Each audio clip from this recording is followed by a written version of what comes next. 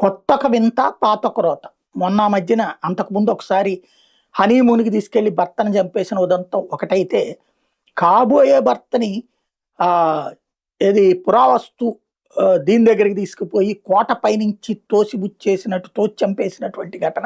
కోటీశ్వరుడైనటువంటి కాబోయే భర్తని బిచ్చగాడైనటువంటి లవర్ కోసం చంపేసినటువంటి ఘటన ఏదైతే సంచలనం సృష్టించిందో, కేతన్ అగర్వాల్ మర్డర్ కేసులో ఆ అమ్మాయి ఎప్పుడైతే సియా గోయల్ని కాపాడుకురావడానికి తల్లిదండ్రులు ప్రయత్నించడం, మమ్మాయి అమాయకురాలని వాళ్ళ అమ్మ చెప్పడం, వాళ్ళ నాన్న వచ్చేటప్పుడు చివరికి అమ్మాయి మీరేం పీక్కుంటారో పీక్కొని ఫోన్ రా అని చెప్పి మిడిల్ ఫింగర్ చూపెడితే, ఆ మిడిల్ ఫింగర్కి ఏదో నొప్పి కలిగి అట్టా చూపెట్టిందనే తప్పుడు ప్రచారం చేసుకొచ్చిన నేపథ్యంలో చిరాకు పడ్డ జనం తిట్టిపోస్తున్నారు.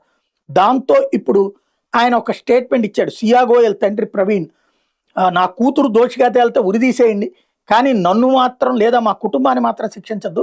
ఇప్పటికే మానసికంగా చచ్చిపోయాం, చాలా మంది మా కుటుంబాన్ని టార్గెట్ చేస్తున్నారు, దీంతో తీవ్ర ఒత్తిడిలో ఉన్నామని చెప్పుకొచ్చాడు. ప్రియుడు చేతంతో కలిసి కాబోయే భర్తను చంపినటువంటి అమ్మాయి. అది అసలు విషయం ఇక్కడ.